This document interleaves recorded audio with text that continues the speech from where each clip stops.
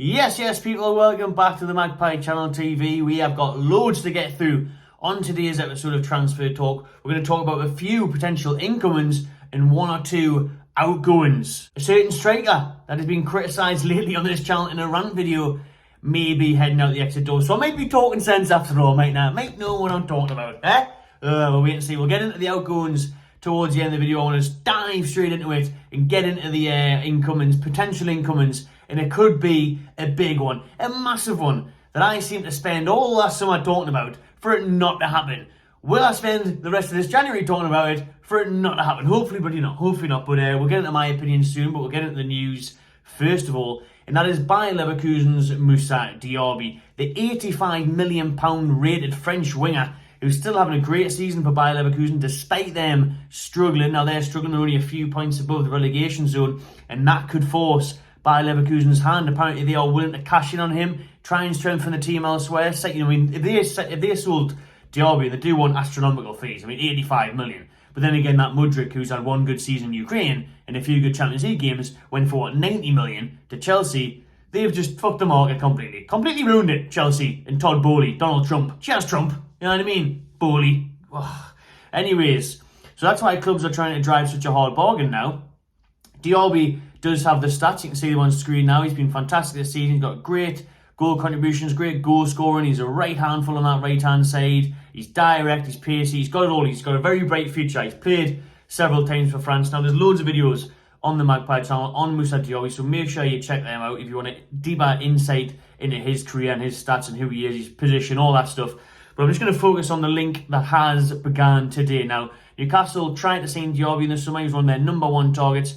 Thankfully, Almiron started to shine throughout the season, so we kind of didn't need to focus on that much. But with the uncertainty over Alan St. Maximin's future, with the uncertainty over the fitness over Wilson and Isaac again, they're looking. Eddie Howe's looking, he's thinking, he's pondering, he wants Moussa Diaby, he still wants another forward. And that is because Arsenal have stepped up their interest. Now, apparently, Arsenal entered talks yesterday to sign Diaby from Leverkusen. Now, that's perked up Newcastle's interests. The likes of Howe, Ashraf, the ears to the ground, they're listening and they're thinking, whoa, we don't want to miss out on Diaby. We've been watching him for a while. We ain't quiet about him. We want to know what's going on. They need to drop the price. 85 million, I know in today's market, I just mentioned Mudryk, but come on, it's mad money, man. It's mental. I think 70 million even would be mad. But then again, you look at Arsenal spent 72 million on Nicolas Pepe.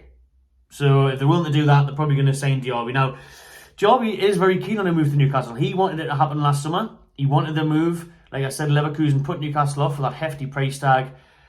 I don't think Arsenal will pay 70 million, to be honest. I just joked about it there, but they wouldn't pay the 80, 90 for Mudryk. So I think the highest anyone wants to go for Diaby is around the 55, 60 million mark, which is reasonable. Even that sounds mad saying it's reasonable, but it is. I think Diaby is worth 50, 60 million. The numbers he's got on the board, young French international winger, best years ahead of him, the potential's unreal. So he is worth that. Now then, will Newcastle start a bit more with Arsenal? They pipped Arsenal to Bruno Guimaraes last January. Will they try and do the same again this winter with Diaby? For me, I'd be surprised if I'm being honest with you. I'd love it, absolutely love it. He was the main man I wanted last summer. Now that Almiron's starting to prove his worth, but like I said, Maxi, his future's up in the air. Keith Downey said he could leave this January if an offer came in. So I'd prioritise. It depends on how much we're willing to spend, really. But I would rather see a centre mid or two come in. I'd rather a Maddison and a Tielemans come in, or a Maddison and an Alvarez, or we need that number 6 of Varela from Boca Juniors, whoever it may be. I want that CDM sorted. I want the midfield tightened up because we're very weak there. And it all depends on outgoings as well, which we'll get into in the end of the video, as I've hinted about already. But Diaby, I could definitely see him going to Arsenal, because I think Arsenal think, we're going to have to pay. We missed out on Mudryk, we can't miss out on another winger, we're desperate for one, we're pushing for the title, we're still in Europe. I think Arsenal will get Diaby, if I'm honest with you. I think they will this window. I think it may just be a bit of a push to get him to Newcastle in terms of what they're going to spend. That being said, we did spend 63 million on Isaac, so who knows in this game? Don't be surprised. Let's touch on the Chelsea trio that were linked with Newcastle over the last 24 to 48 hours before we get into James Maddison, and that is Conor Gallagher, Hakim Ziyech, and Ruben Loftus-Cheek from Chelsea. Now, Luke Edwards from The Telegraph reported the other day that Newcastle were interested in all three players, potentially all loans. And today we can rule out Conor Gallagher if it's up to Conor So apparently Conor Gallagher, I feel like I've said Conor Gallagher millions of times in that sentence there. Gallagher doesn't want to move from Chelsea. Now, Vieira has said in a press conference lately that he would love him back at Palace. Obviously, he had a brilliant spell there at Selhurst Park last season. Gallagher apparently doesn't want to move. He says he wants to stay at Chelsea, wants to fight for his place. Poor showing from him that. You've been there all season so far, mate. You've been there for half a season. It's not working out for you. You're in and out of the team. You're not performing. I think you should move. You know what I mean? It's one of them ones where you look at how well he did at Palace, got him a World Cup place. He's went to Chelsea, he's not performing. You have to move, you have to swallow your pride a little bit. You like your fancy London lifestyle in Chelsea, and it's all nice and glamorous.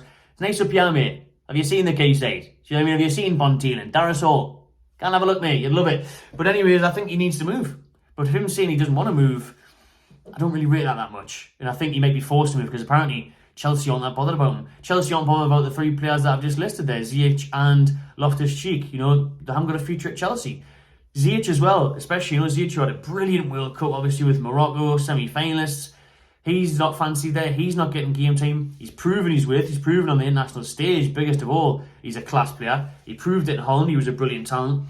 Get him in. I would love to see Ziyech at the tune. You know, if you don't want to pay the big cash for Diaby, you could get a Ziyech in on loan, and you could do well here. You could glow up here. And that's the risk, though. Then Chelsea want him back. Would we have a buy clause? It remains to be seen, but out of those three players for Chelsea, I would take Ziyech. I mean, like Gallagher, yes, he was class at Palace. He is kind of like a Joe Willock type player with what Willock's doing at the minute. So again, number 6 is what we need. Maybe another forward because of injuries is what we need. I don't think we even need a Gallagher that much, to be honest. I mean, we'll wait until the summer to sign Maddison maybe. Gallagher, and if he's not keen on the move, fuck him. That's what I would say. But Ziyech, if he fancied it, I think that would be class. I think he could offer something different on the wing. He's shown his abilities in the past. I'd be in favour of him coming, and especially if it's a loan deal, you're not risking much. You know, if he's not impressed in training for Eddie or whatever, just don't play him. Not our problem. He's not our player. The third player linked to move to Tyneside from Stamford Bridge is Ruben Loftus-Cheek. Now, this bloke was so highly rated over the last couple of years, and he's just fell off. What's happening to him? Why is he not performing? He can't get a sniff at the Chelsea team either. He's had loan spells and hasn't done that well either. So Loftus-Cheek for me now, it stinks of an old school mate actually saying that. Just get Loftus-Cheek in on loan. You know, like we do with like a Kennedy, something like that. You know, Loftus-Cheek. Nah, we're too good for Loftus-Cheek. Like, we're third in the league. We don't want no Loftus-Cheeks. All right, now he is a good player, and again, I think he hasn't reached his potential. But I think he would suit more of a Leicester. I think he would maybe even suit, you know, a team mid-table, maybe even a Brentford who are performing well at Fulham. You can go back to Fulham. He played there, mixed bag. So Loftus-Cheek, I'm not too keen on. But what I've got to say before we round up the Chelsea trio that's been linked is, are Chelsea going to give us players to potentially make us better and increase the gap from them? You know, we're 10 points clear of Chelsea at the minute. If they give us a Ziyech and we start performing well, he starts scoring goals, and we get top 4 and Chelsea miss out, they're going to look daft. They're going to look mental. But at the same time, Chelsea have got to get players off their wage bill. You know, they're splashing cash like there's no the matter. So they need to reduce the wage bill. They need to get people off the books. And finally, before we get on to the big outgoing rumour of today, the last one on potential incomings is James Maddison. Now, we've talked about Maddison a lot on the channel, just like Diaby. And today, Fabrizio Romano has said he believes Newcastle will go in for Maddison in the summer. Yeah, in the summer, not this January, which I mentioned at the start of the window. I think that one would make more sense. Romano has said that Eddie Howe sees James Maddison as a perfect player in an ideal transfer, but he just thinks it can't really happen in January. Leicester maybe don't want to sell him. His fitness isn't quite up to scratch at the minute.